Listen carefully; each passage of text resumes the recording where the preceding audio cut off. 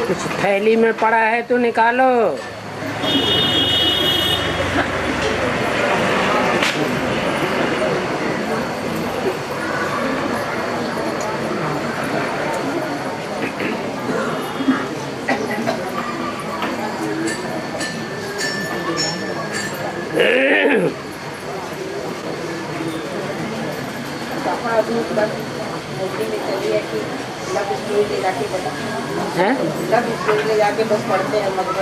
है मधुबन से नहीं, लौकिक परिवार से छुपा के ले आते हैं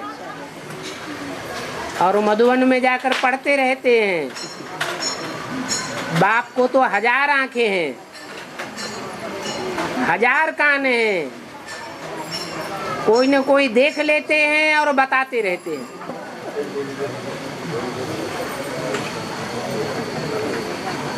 और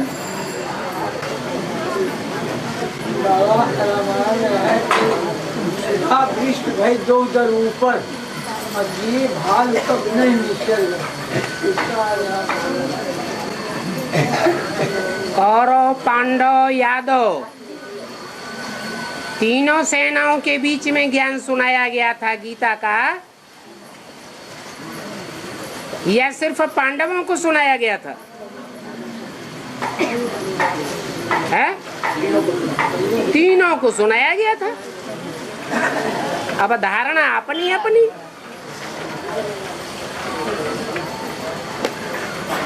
ये ज्ञान जल सुधा वृष्टि है, ज्ञानामृत कहा जाता है। ब्रह्मा बाबा के मुख से जब सुनाया गया था उस समय की मुरली में बता दिया कि अभी ज्ञानामृत नहीं कहेंगे,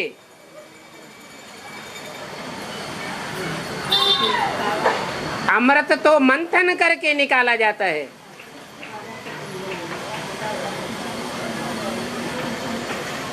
उस समय तो सिर्फ सुनना और सुनाना हो रहा था, कोई भी मंथन करने वाला नहीं था।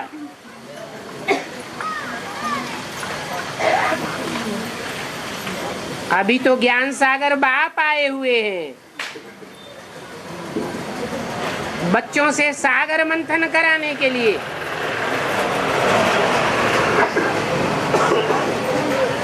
अब जो जितना मथेगा उसको उतनी प्राप्ति होगी, और मंथन भी वो ही करेगा जिसको इसका महत्व होगा। रावण संप्रदाय को राम की बातों का महत्व नहीं होता है, इसलिए बल सुधा वृष्टि होती रहे। अभी भी हो रही है। रावण संप्रदाय क्या करते हैं? एक कान से सुनते और दूसरे कान से निकाल देते, न धारण करते हैं और न दूसरों को धारण करने देते हैं। तो सुधा वृष्टि क्या करेगी?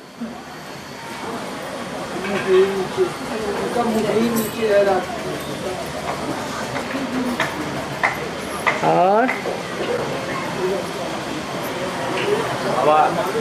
हमें क्षमा किया जा बाबा, मैं कुछ पूछना चाहता हूँ, क्षमा कीजिए। इसमें हाथ जोड़ने की कोई बात नहीं। बाबा कहते हैं जैसे डॉक्टर पेट में कचरा भर जाता है तो जुलाब देते हैं, पेट में पानी चढ़ाते हैं कि कचरा सब बाहर आ जाए। बाबा मैं अपराधी हूँ, क्योंकि भाई लोग करते हैं, तुम शास्त्रों की बात क्यों पूछते हो? बाप ने तो कहा है कि गीता भागवत रामायण में जो भी लिखा हुआ है तुम उसको संगम युग में टैली कर सकते हो। बाबा ये नहीं कहा टैली करो। अगर तुम्हारे पास फालतू टाइम है तो टैली कर सकते हो, बाकी तो सारा ज्ञान बाप खुद ही सुनाते हैं।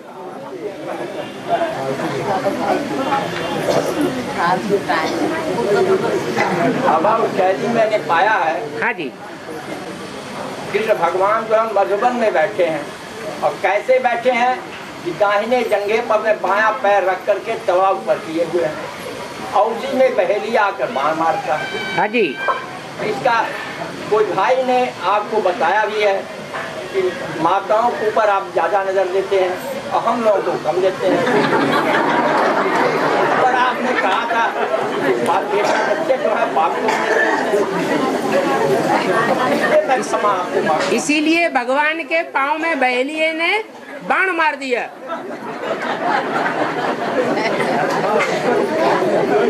कि भगवान आकर के पक्षपात करता है। भगवान का बुद्ध रूपी पांव भी पक्षपाती है।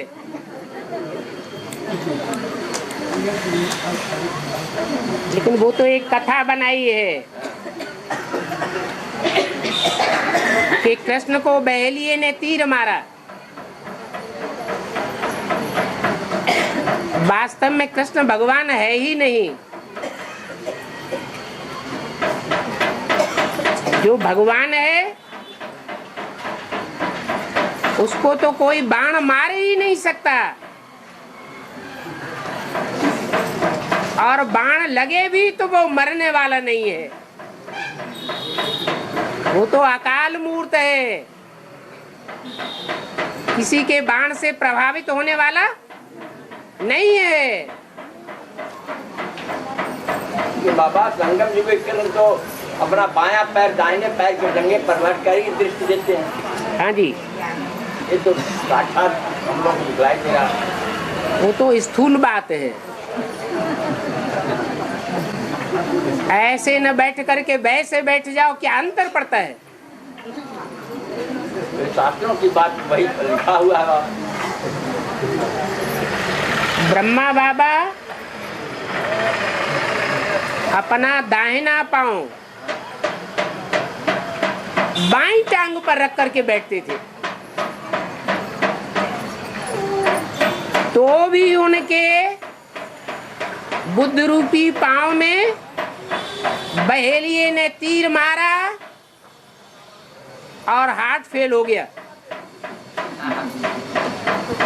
फिर ऐसा क्यों हुआ?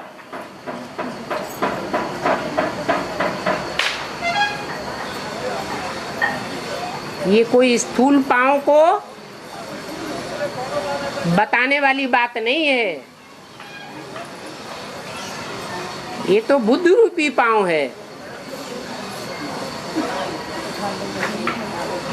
शंकर का पार्ट अलग और ब्रह्मा का पार्ट अलग। ब्रह्मा का पार्ट है स्थापना का,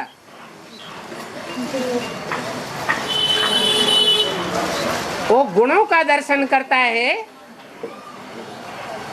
या अवगुणों का दर्शन करता है?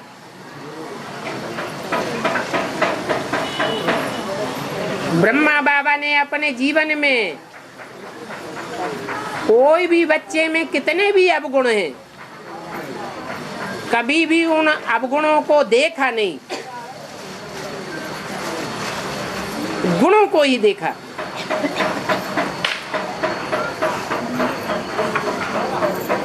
मीठा ही देखा। और ये भी एक नियम है, जो ज्यादा मीठा होता है वो गन्ना कोल्हू में पेरा जाता है।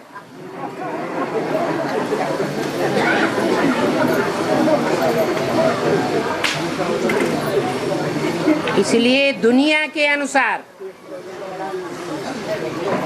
अपनी दोनों आंखें खुली करके रखनी चाहिए। कहीं ऐसा ना हो जो ईश्वरीय ज्ञान के दुश्मन हैं वो घात कर देवे। एक बार धोखा खाने वाला दोबारा धोखा न खाए।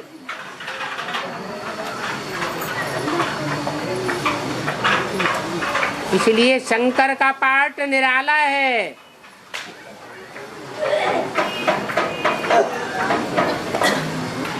शिव की 3 मूर्तियों में 2 मूर्तियां पूजी जाती हैं।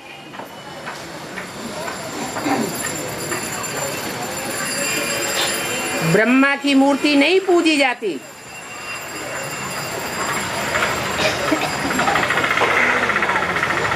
उनको सफलता क्यों नहीं मिली? जो पूजा से बहिष्कृत कर दिया गया।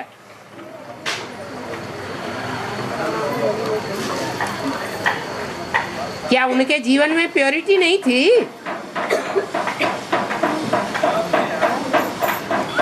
पवित्रता की धारणा नहीं थी?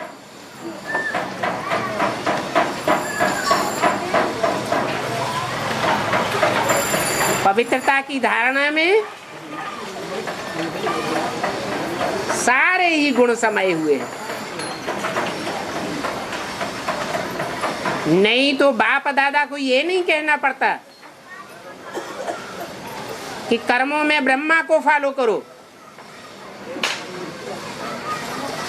और बात मेरी मानो।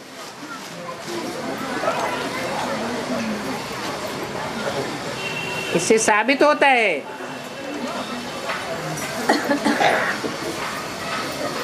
कि शंकर का पार्ट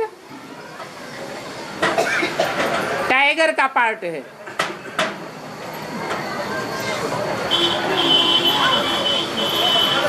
मौका देख करके हमला करता है।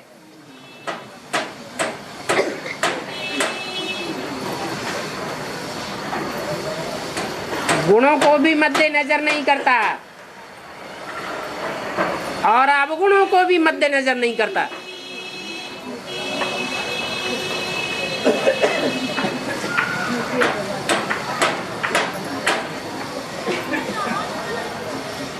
अवगुणों का जो अपने अंदर से नाश नहीं कर सकता, वो दूसरे के अंदर से भी अवगुणों का नाश नहीं कर सकता। और अपने अंदर जो गुण धारण नहीं कर सकता, वो दूसरों को भी गुण धारण नहीं करा सकता।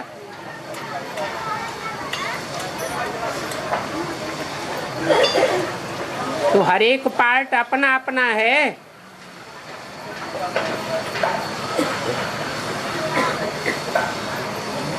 बाकी संसार उसी रूप को मानता है, उसी रूप को पूजता है जो अपने जीवन में सफल होता है, विजय पाता है।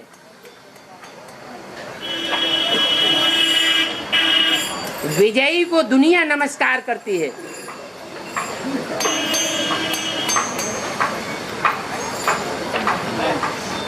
इसलिए शंकर और विष्णु की पूजा होती है।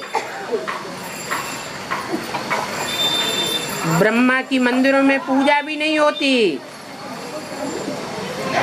मूर्तियां भी नहीं बनाई जाती। सिर्फ अजमेर में एक मंदिर है जहां मुसलमानों का मेला प्रसिद्ध है। ये भक्ति मार्ग की यादगारें हैं।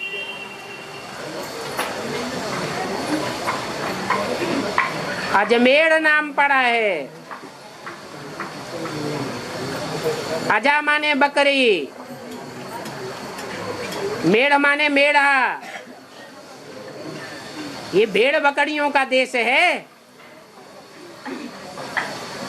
इन भेड़ बकरियों की मुखिया, भेड़ या बकरी जिस रास्ते पर चल पड़ती है, सारी भेड़ बकरियां उसका पीछा करती हैं।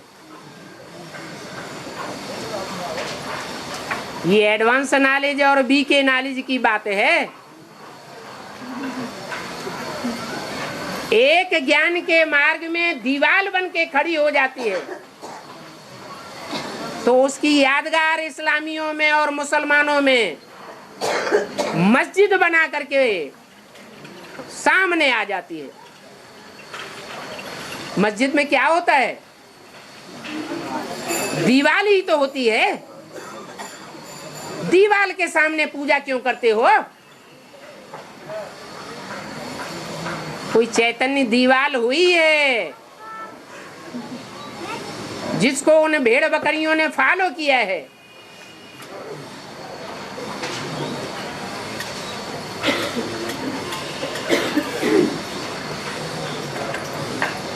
इसलिए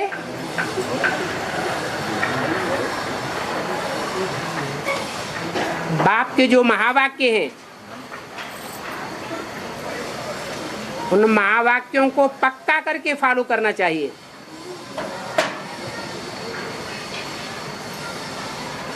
ऐसा न हो कि जिसको कर्मों में फॉलो करना है उसके डायरेक्शन को फॉलो करने लग पड़े, और जिसके डायरेक्शन को फॉलो करना है उसके कर्मों को फॉलो करने लग पड़े।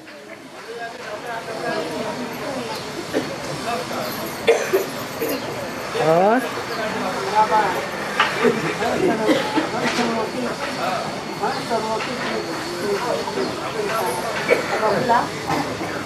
बगुला गंध खाते हैं, मरी हुई मछली खाते हैं, एक टांग पे खड़े रहते हैं, देखने वाले समझते हैं बड़ा अच्छा तपस्वी है,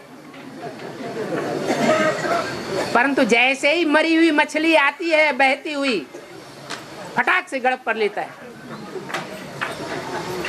ऐसी मरी हुई मछलियां इस ज्ञान में बहुत चल रही हैं। देखने में आती हैं कि ज्ञान जल में तैरती भी हैं, परंतु हैं मरी हुई। अपवित्रता को फॉलो किया, जैसे कि अनिश्चय बुद्धि बन गए। अनिश्चय बुद्धि माने मरे हुए।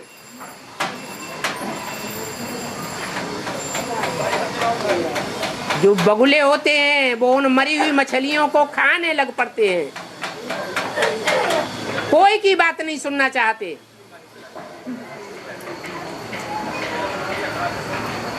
जो हंस होते हैं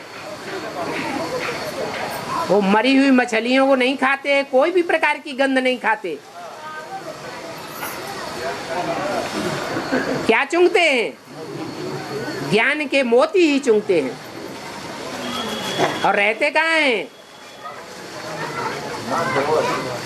मानसरोवर झील के किनारे हंस रहते हैं।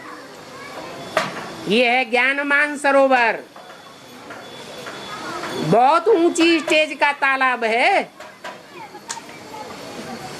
बहुत गहरा भी है,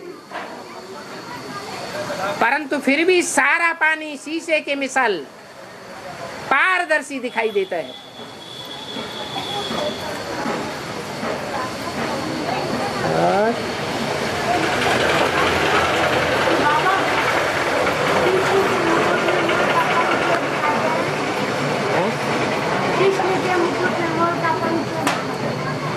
अरे तुम मुरली तो सुनती नहीं है, ना देखती है बीसीडी, बार बार वही बात पूछती है। जो मोर है वो आज भी भारत का राष्ट्रीय पक्षी है।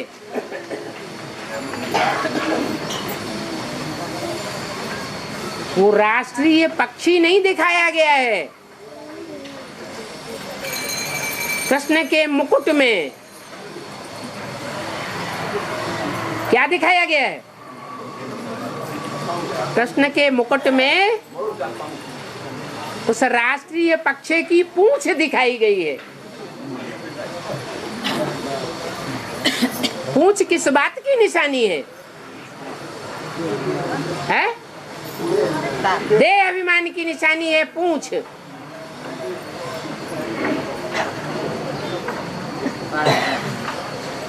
ये देह अभिमान की निशानी ऐसे नहीं है कि संसार में संगमयुगी कृष्ण के रूप में प्रत्यक्ष होने वाले में पुरुषार्थी जीवन में देह अभिमान होता ही नहीं। नहीं, पुरुषार्थी जीवन है तो देह अभिमान भी जरूर होगा, परंतु इतना हल्का होता है, इतना शोभनीय होता है कि दुख देने का नाम निशान नहीं।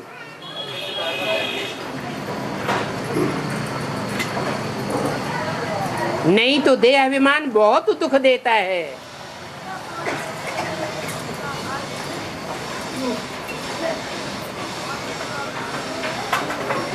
उन्होंने तो कृष्ण को भगवान मान लिया है। वास्तव में है संगमयुगी कृष्ण की बात। उस मुकर्रर रथ में पतितों को पावन बनाने के लिए जो निराकारी, निर्विकारी, निरहंकारी बाप प्रवेश करता है, वो ऐसा तरीके से संग का रंग लगाता है जो संग लेने वाले को दुख का नाम निशान नहीं होता।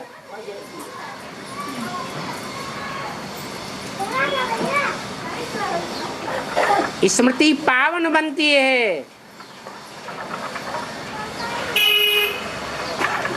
स्मृति में लेश मात्र भी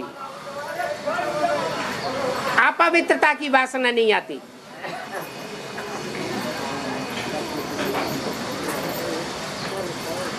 मुकुट में ही क्यों लगाया जाता है? ये मुकुट कहो, ताज कहो, ये जिम्मेवारी का ताज है। उस पूंछ को कौन सी जिम्मेवारी मिली हुई है?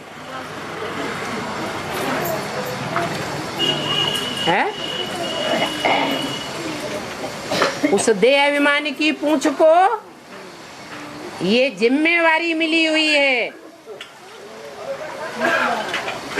कि संग का रंग लगा करके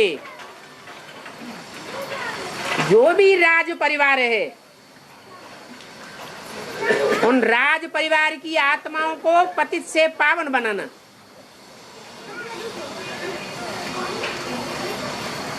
फिर यथा राजा तथा प्रजा स्वतः ही बनती रहेगी। ये 16,108 का परिवार है, जो राज परिवार बाप आकर तैयार करते हैं राजयोग से।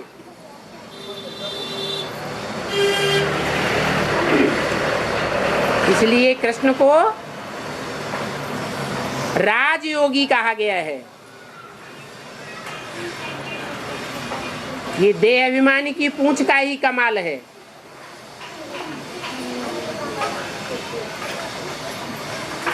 कृष्ण कहो, शंकर कहो, बात एक ही है।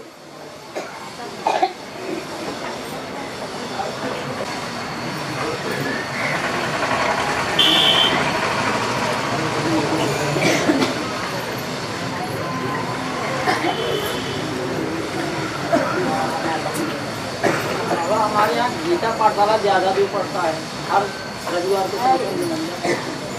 जिनको गीता पाठशाला नजदीक पड़ता है,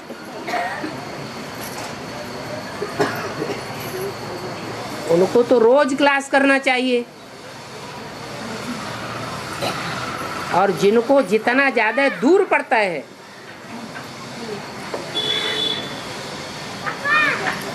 वो रोज नहीं कर सकते हैं तो सप्ताह में 2 बार करें।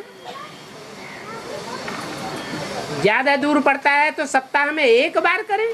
सप्ताह में 1 बार करें। लेकिन रेगुलरिटी और पंक्चुअलिटी देखी जाती है। उससे साबित होता है कि ईश्वरीय पढ़ाई का कितना महत्व है। टीचर खुश होता है। सप्ताह में भी एक बार अगर जाते हैं और रेगुलर और पंक्चुअल होकर जाते हैं तो भी रेगुलरिटी कही जाएगी। बाकी अपने घर में अध्ययन किया जा सकता है। टीवी तो घर घर में है, टैप रिकॉर्डर तो है ही।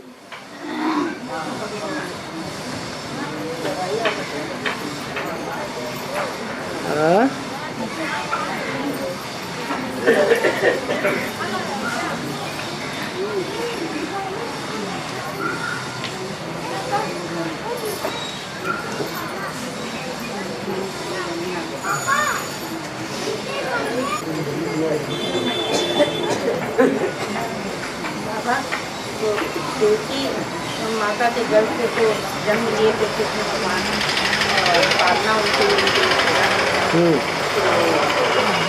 दोनों माताओं में अंतर ये रहा कि वो वियोग में रह गए और वो माता गर्भ का पूरा प्रेम दे दी।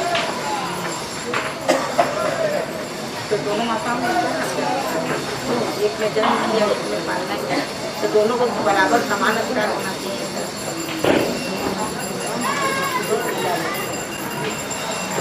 आज भी बहुत सी माताएं जन्म तो दे देती है,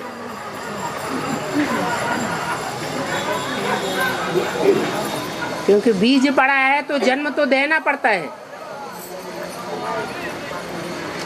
जन्म देना बड़ी बात है या पालन करना बहुत बड़ी बात है? अभी तो आप कुछ और पूछ रहे थे।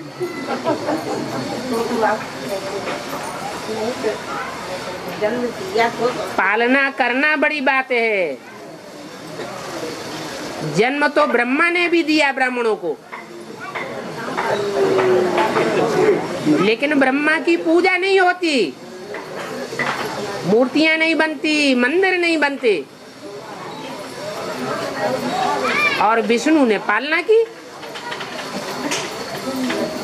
तो मंदिर भी बनते हैं, मूर्तियां भी बनती हैं, पूजा भी होती है।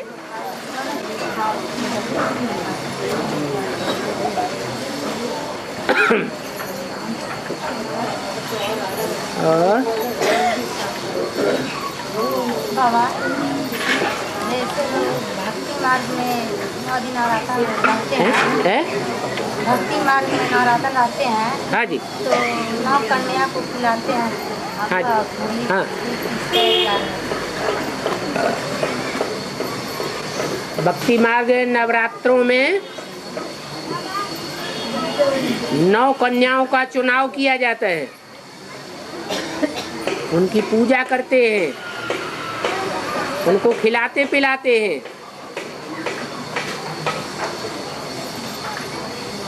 वो 9 देवियों की यादगार है।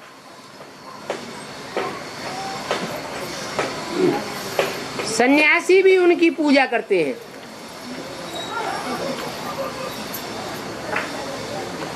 सन्यासी खुद पवित्र रहते हैं,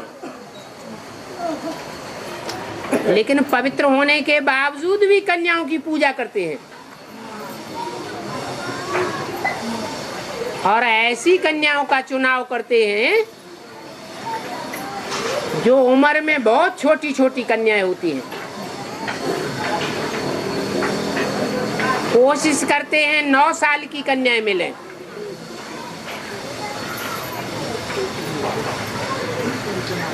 बच्चा बुद्धि।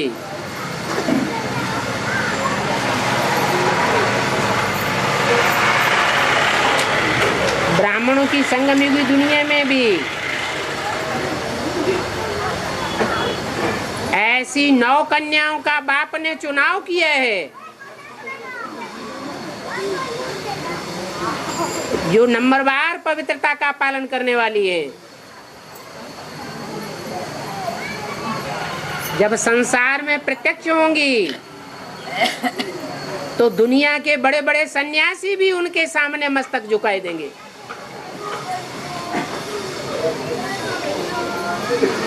दुनिया में भक्ति मार्ग में जो भी भारत में चल रहा है वो सब कहाँ की यादगार है? संगम युग की यादगार है।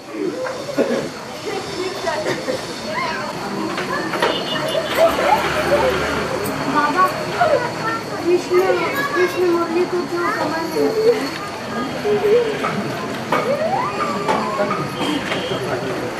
कृष्ण मुरली को कमर में ही रखते हैं, ओठों पे नहीं रखते क्या है?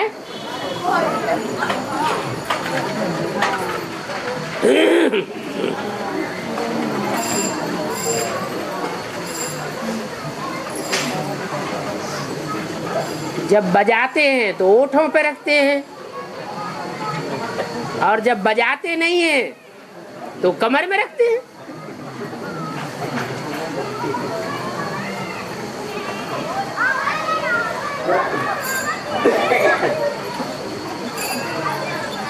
और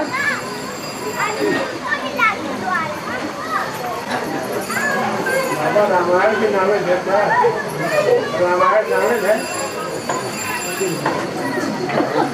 मुरली में बाबा ने बोला है, रामायण तो ऐसे बनाए दिए है जैसे नावल।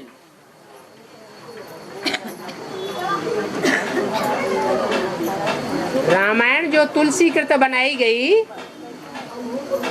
वो तमो प्रधान युग में बनाई गई है,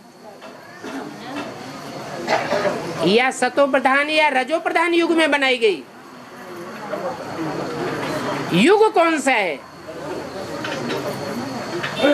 कलयुग में भी, मध्य कलयुग होने के बाद, अर्थात आज से 500 साल पहले तुलसीदास ने रामायण की रचना की।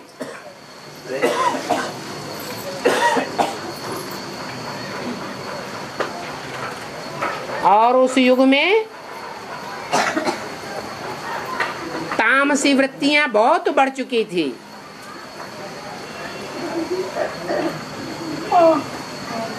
इतनी बढ़ चुकी थी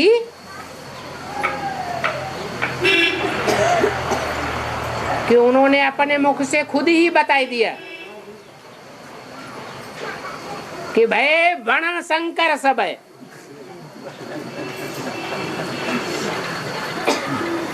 सब वर्ण शंकर हो गए, व्यभिचारी हो गए, शूद्र हो गए। यही बात बाबा बताते हैं। शूद्र कौन से युग में होते हैं? कलयुग में शूद्र होते हैं। तुलसीदास ने जो अनुभव किया, और जब अनुभव किया तब उन्होंने लिख दिया कि सब वर्ण शंकर हो गए, सब शूद्र हो गए, सब व्यभिचारी हो गए। तो व्यभिचारियों की बुद्धि कैसी चलेगी? मन बुद्धि व्यभिचारी होकर के कर्म करेगी, कराएगी, या अव्यभिचारी कर्म करेगी, कराएगी? है? तो गलत तो नहीं कहा। और बाबा ने भी बोला है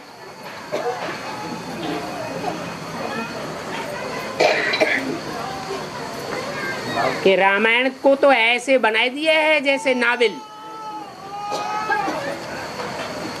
हालांकि हिंदी में पहला पहला नावल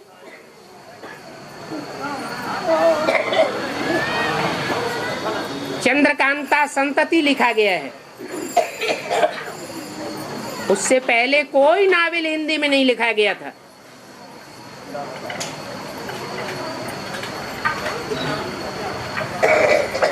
लेकिन बाबा ने रामायण को बोला है कि रामायण तो ऐसे है जैसे नावल। अगर ब्राह्मण भी रामायण के आधार पर सारा मनन चिंतन मंथन करेंगे तो बुद्धि जरूर तिरक जाएगी।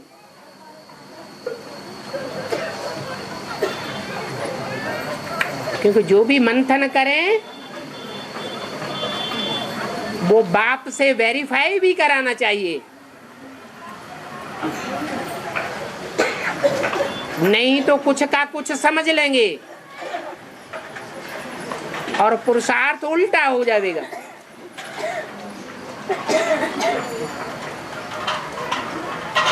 बाकी ये तो बता दिया है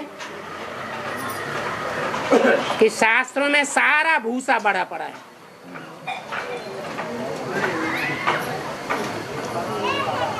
उसमें से जो दाना दाना है वो निकाल करके बाप बताते हैं, सार सार निकाल करके बाप बातें बताते हैं, बाकी सब भूसा है।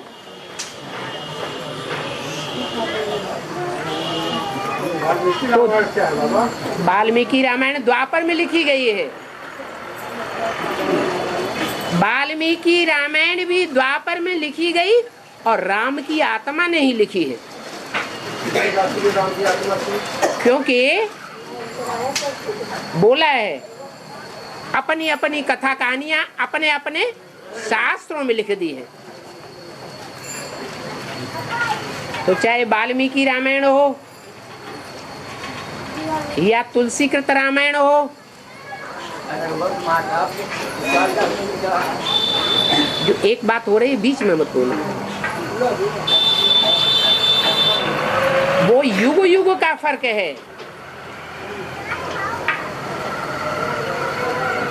तुलसीदास ने जब लिखा तो तामसी युग था दुनिया में, और वाल्मीकि ने जब लिखा तब रजो प्रधान युग था, इसलिए अंतर पड़ जाता है। वाल्मीकि रामायण में ये बात नहीं आ सकती कि भय वर्ण शंकर सब है, लेकिन तुलसीकृत रामायण में ये बात आई है। माने उन्होंने खुद ही स्वीकार कर लिया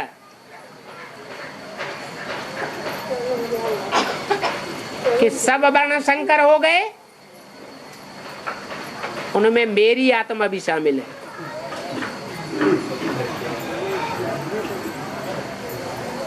और मन जीते जगत जीत,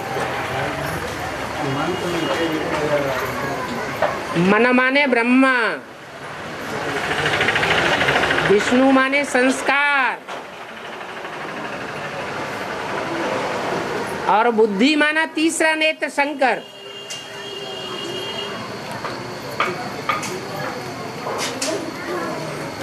ज्यादा चंचल कौन है इनमें? ये मन रूपी ब्रह्मा रूपी घोड़ा को अगर कंट्रोल कर लिया, ज्ञान की पूरी लगाम डाल दी, या यूं कहें कि सिर्फ एक बात, एक भूल बुद्धि में अच्छी तरह बैठा दी कि गीता का भगवान कौन नहीं? कृष्ण नहीं। जो बात कृष्ण वाली आत्मा की जहन में 63 जन्म की भरी हुई है, संस्कार पक्के हुए पड़े हैं,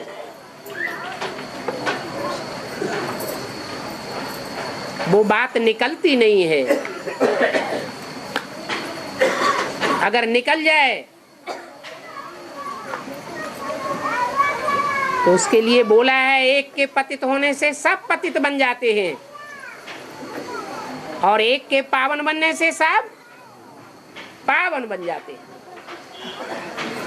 सारी मनुष्य सृष्टि का पहला पत्ता कौन है? कृष्ण।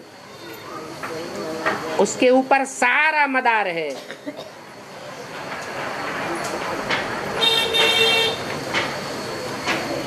बाप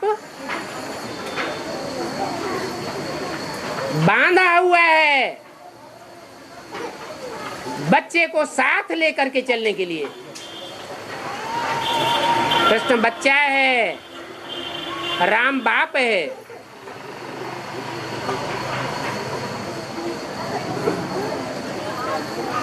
बाप अकेला वापस नहीं जा सकता। लौकिक दुनिया में भी घर में आग लगी हुई हो तो जो सच्चा बाप होगा अपने बच्चे को आग में झुलसते हुए छोड़कर नहीं भाग जाएगा। बच्चा बाप का प्राण होता है।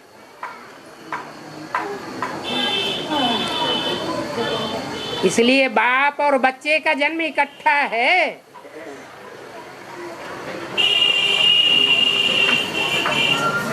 ये कृष्ण बच्चा है और राम बाप है। दोनों का प्रत्यक्षता रूपी जन्म इकट्ठा होगा। संसार जानेगा ये हीरोइन का पार्ट है और ये हीरो का पार्ट है।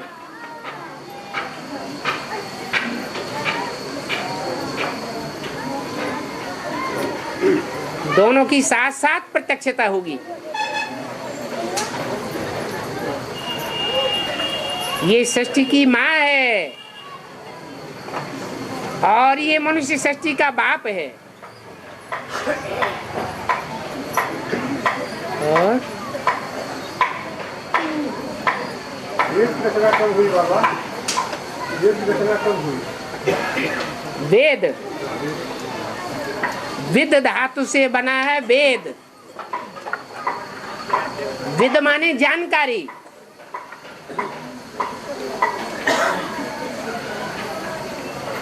जानने को कहा जाता है वेद।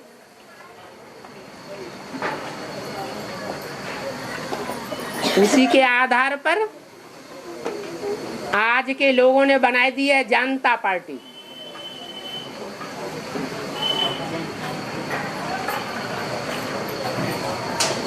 वास्तव में है बेहद की जनता पार्टी, एडवांस पार्टी। वो जनता पार्टी का उद्भव कौन से सन में हुआ था? है 76 में। और बेहद की जनता पार्टी का उद्भव भी कब हुआ था? है 76 में। उस हद की जनता पार्टी का जो उद्भव करता था जयप्रकाश नारायण,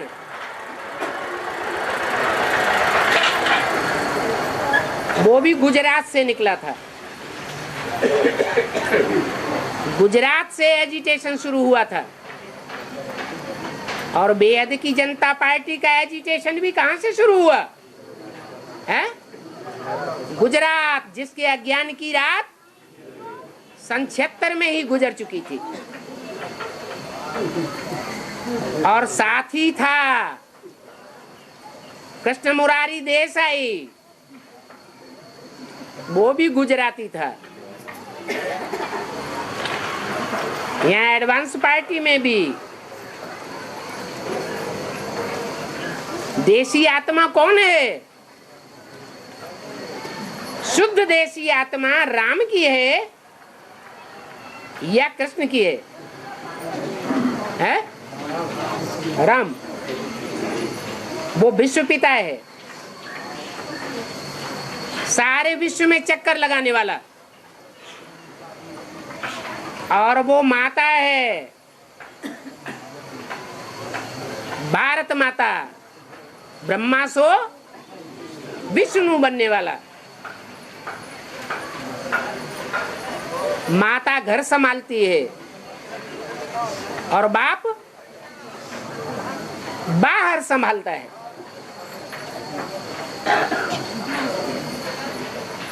बाप के संभालने से ही बाहर संभलेगा। माता घर देखती है। तो जो ब्रह्मा की सोल है वो माता है। उससे जास्ती सहन शक्ति और कोई मनुष्य आत्मा नहीं करती है।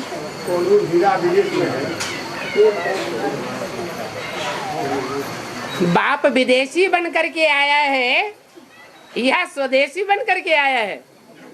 हैं? बाप विदेशी बन करके आए हैं। वो है हद का कोहनीर हीरा और ये है बेहद का को है नूर हीरा।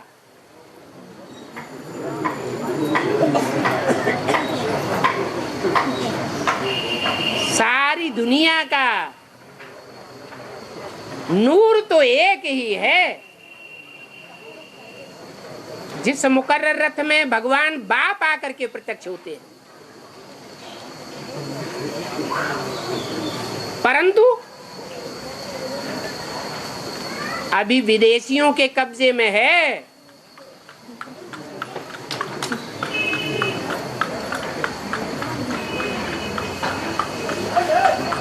विदेशियों का राज्य है।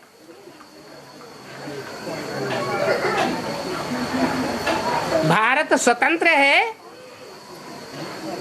या विदेशियों के कब्जे में है?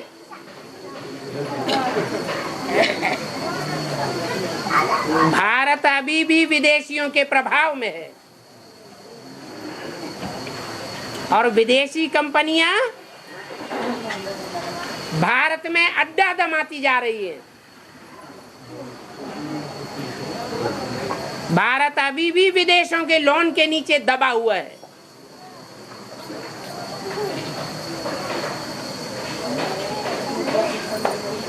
तो कोहिनूर हीरा वो जड़ अभी भी विदेश में पड़ा हुआ है और जो चैतन्य है नूर हीरा वो अभी भी विदेशियों के जाल में फंसा हुआ है।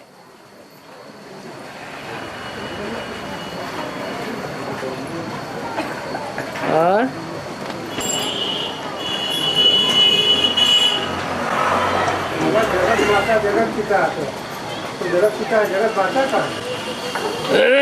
ये प्रश्न पीछे भी आपने पूछा था, पहले भी उसको क्लियर किया था।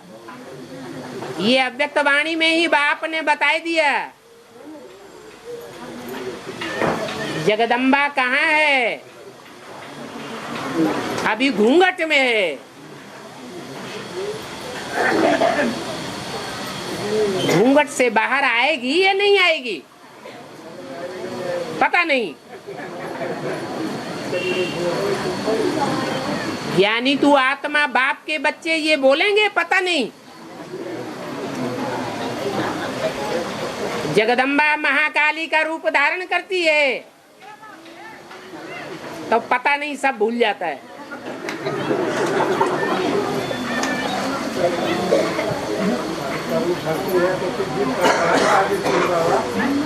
विनाशकारिणी है। शंकर को कहा जाता है शंकर द्वारा विनाश, लेकिन कोई भी देवता असुर संहारकारी नहीं कहा जाता। असुर संहारिणी देवियां हैं, उनमें अव्वल नंबर है महाकाली। जो जगदम्बा ही जब तमो प्रधान बनती है तो महाकाली का रूप धारण करती है। अभी वो जगदम्बा भी जगत के जो इस्लामी बौद्धि क्रिश्चियन धर्म में कन्वर्ट होने वाले बच्चे हैं उनके चक्कर में फंसी हुई है, रावण के कंट्रोल में है। वो सीता है दूसरे नंबर की, जिसके लिए रामायण में भी कहा है।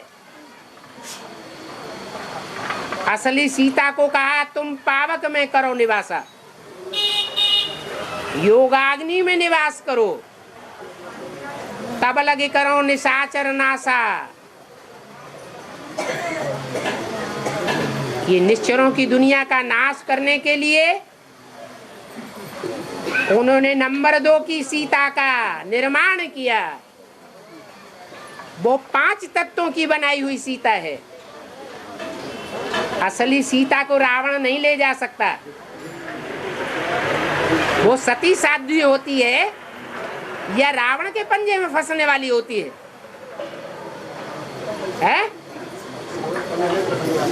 हाँ, सती साध्वी। हाँ, जो आर्टिफिशियल सीता बनाई जाती है 5 तत्वों की, वो जड़त्वमयी बुद्धि वाली होती है। उसका दूसरा नाम है प्रकृति, कुदरत। रावण के 10 शीश दिखाए जाते हैं। 5 शीश हैं, काम क्रोध लोभ मोह अहंकार, माया के 5 सिर। और 5 शीश हैं प्रकृति के 5 तत्व, पृथ्वी जलवायु अग्नि आकाश। इन 5 तत्वों का संघात रूप है जड़ तत्वों से बनाई हुई सीता। वो जड़त्वमयी बुद्धि वाली है या भगवान बाप को पहचानने वाली है? जो जड़त्वमयी बुद्धि वाली सीता है, वो मुख से भले कितना भी ज्ञान सुनाए, जीव कितनी भी लंबी हो, लेकिन अंदर से बाप को नहीं पहचानती, इसलिए छोड़ जाती है। रावण संप्रदाय के बच्चों के कब्जे में आ जाती है।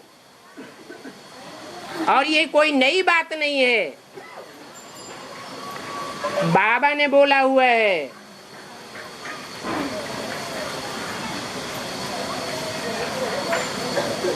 जो गीता माता है, उस पर कृष्ण बच्चे का अधिकार हो जाता है, बाप का अधिकार नहीं रहता। तो कृष्ण वाली आत्मा ब्रह्मा, जिसके लिए मुरली में बोला है, वास्तव में ये ब्रह्मा तुम्हारी जगदम्बा है, परंतु तन पुरुष का है। तो ब्रह्मा की सोल ने उस जगदम्बा रूपी डब्बे पर कब्जा कर लिया है अभी। क्योंकि यज्ञ के आदि में भी ब्रह्मा ने इस्लामी बौद्धी क्रिश्चियन बच्चों को सपोर्ट किया था।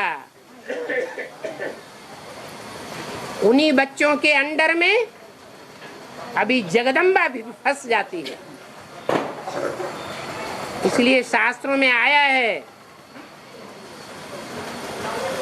कि सीता को रावण ने चुरा लिया,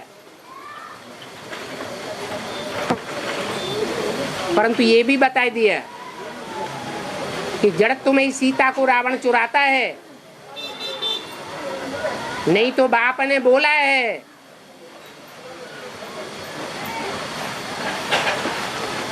कि मेरे ऐसे भी बच्चे हैं जो बाप को नहीं पहचान पाते, जो बाप को पहचान लेंगे वो बाप को छोड़ेंगे।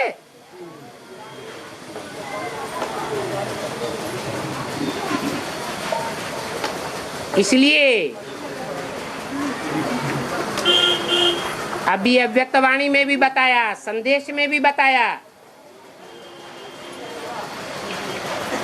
कि माया बेटी ने प्रकृति से हाथ मिला लिया है। माया बेटी अर्थात काम क्रोध लोभ मोह अहंकार रूपी माया।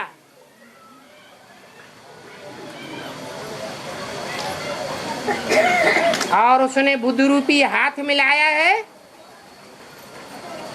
5 जड़ तत्वों की जो संघात कारिणी प्रकृति है। प्रकृति कहो, पृथ्वी कहो, 2 नंबर की सीता कहो, उससे हाथ मिला लिया है।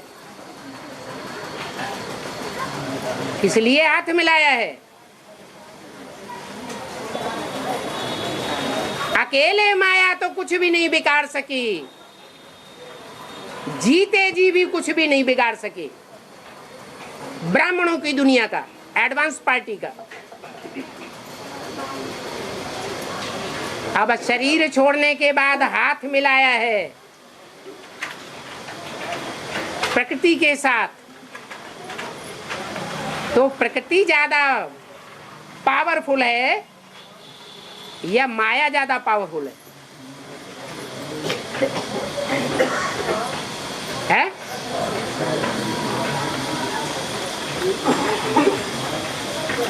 माया बेटी जीते जी इतना विरोध करने के बावजूद भी एडवांस पार्टी का कुछ नहीं बिगाड़ सकी। दिन दूनी रात चौगुनी बिना किसी एडवर्टाइजमेंट किए एडवांस पार्टी बढ़ती जा रही है। लेकिन अब प्रकृति से हाथ मिलाया है, महाकाली से हाथ मिलाया है। वो महाकाली इतने ढेर के ढेर जो अधूरे पुरुषार्थी एडवांस पार्टी में भरे पड़े हैं, उन सबको स्वर्ग में नहीं जाने देगी।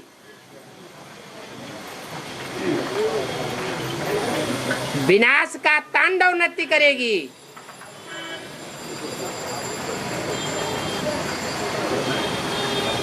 सब अनिश्चय बुद्धि बन पड़ेंगे।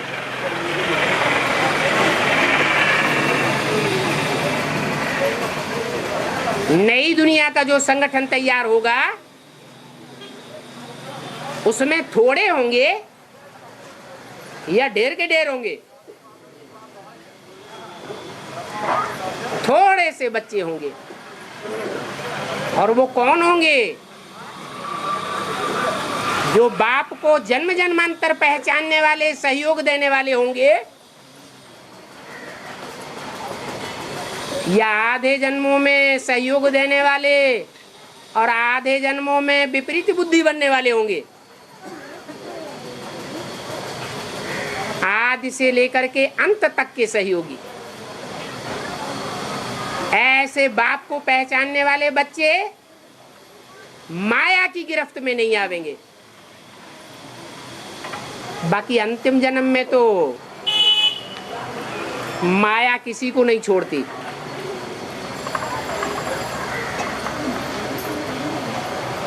ऐसा अहंकार कोई न करे कि माया हमको हराए नहीं सकती। इसलिए माया को सर्वशक्तिवान का टाइटल भी मिला हुआ है। जो वही प्रभावित हो जाएंगे, है जो एनएस में गए हैं वही प्रभावित हो जाएंगे। एनएस नई दुनिया है क्या कि नई दुनिया का फाउंडेशन है? फाउंडेशन जो है वो जमीन में खोद करके डाला जाता है या ऊपर डाला जाता है? तो जमीन में जहाँ खोद करके डाला जा रहा है फाउंडेशन, वो ईंट पत्थर जो हैं उन पर जब दुर्मुठ चलता है तो सारे ही टिके रहते हैं कि छिटक के बाहर चले जाते हैं।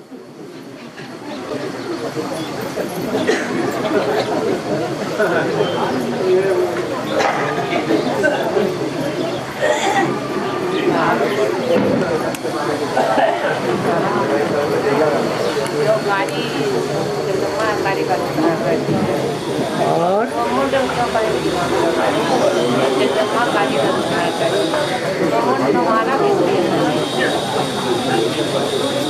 महाकाली को मुंड की माला क्यों दिखाई है और चंद्रमा क्यों दिखाया है? मस्तक पर महाकाली को चंद्रमा भी दिखाते हैं और मुंडों की माला दिखाते हैं।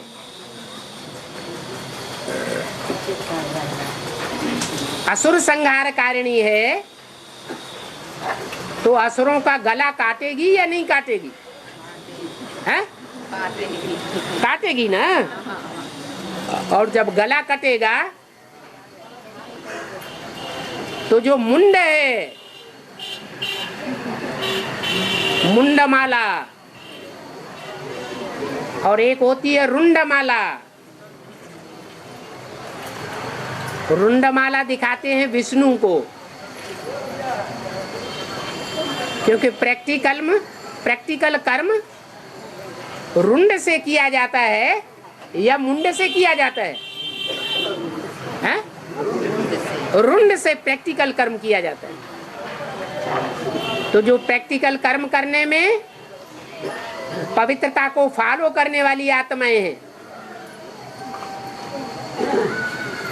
पवित्रता के आधार पर प्रैक्टिकल जीवन बिताने वाली आत्माएं हैं, उनकी माला विष्णु को दिखाई जाती है। और जो मुंडमाला में, जिसे रुद्रमाला भी कहा जाता है,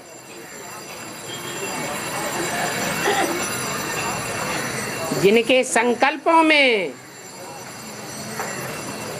इम्प्योरिटी हटाए नहीं हटती है, दृष्टि वृत्ति इतना ज्ञान लेने के बावजूद भी पतित बनी रहती है।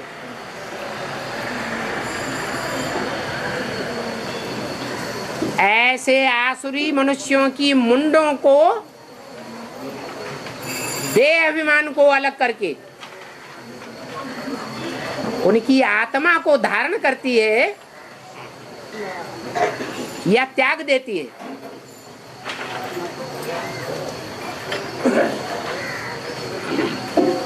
मुंड माने आत्मा और रुंड माने शरीर। ये मुंड रुद्रमाला के मुंड हैं।